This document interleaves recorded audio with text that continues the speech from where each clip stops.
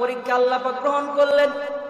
কলিজার টুকরা সন্তানকে জবেহ করার নির্দেশ দিয়ে আল্লাহ পাক স্বপ্নের ভিতর দেখালেন, ইব্রাহিম তোমার সন্তানকে জবেহ করো। হযরত ইব্রাহিম আলাইহিস সালাম প্রথম রাত্রে স্বপ্নে দেখে বুঝলেন না, দ্বিতীয় রাত্রেও বুঝলেন না, তৃতীয় রাতে বুঝে গেলেন আল্লাহ পাক তার থেকে কি কুরবানি চান।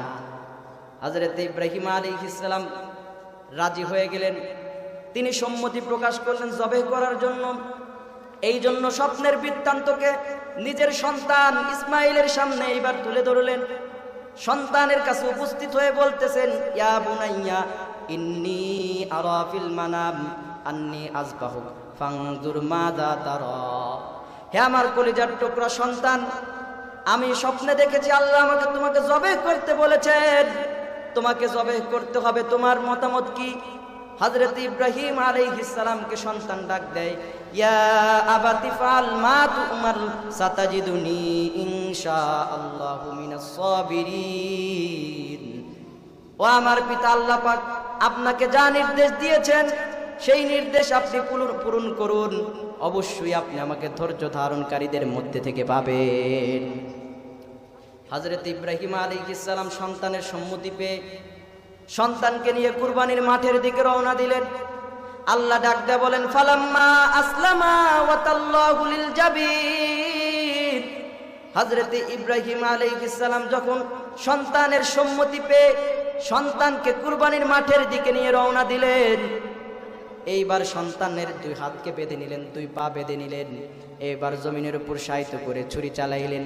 আল্লাহ তাআলা ডাক দেয়া বলেন, ইব্রাহিমের সন্তানকে আমি জবে হতে দেই নাই। আল্লাহ বলেন, ওয়াফাদাইনাহু বিযিবহিন আযীম।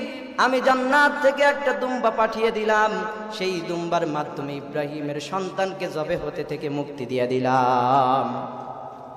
হযরত ইব্রাহিম আলাইহিস সালাম তিনি যখন সন্তানকে জবেহ করতেছিলেন, আল্লাহ পাক ডাক দেয়া বলে, ওয়ানাদাইনাহু আইয়া ইব্রাহিম কদ সাদ্দাকতার রুয়া।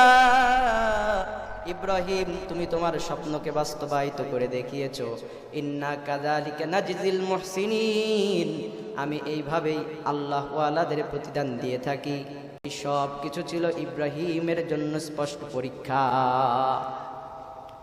হযরত ইব্রাহিম আলাইহিস সালাম যখন পরীক্ষা দিলেন, এক নম্বর পরীক্ষা দিলেন জ্বলন্ত অগ্নিকুণ্ডের মধ্যে নিক্ষেপ হওয়ার মাধ্যমে। দ্বিতীয় নাম্বার পরীক্ষা দিলেন হযরত ইব্রাহিম আলাইহিস সালাম শিশু সন্তান ইসমাইল স্ত্রী হাজরাকে তৃণমূলীন মরুপ্রান্তরে রেখে এসে। তৃতীয় নাম্বার পরীক্ষা দিলেন নিজ সন্তানকে জবেহ করে।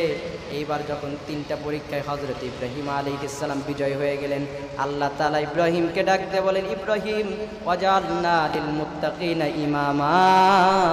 আমি তোমাকে মুত্তাকিদের ইমাম হিসেবে ঘোষণা করে দিলাম।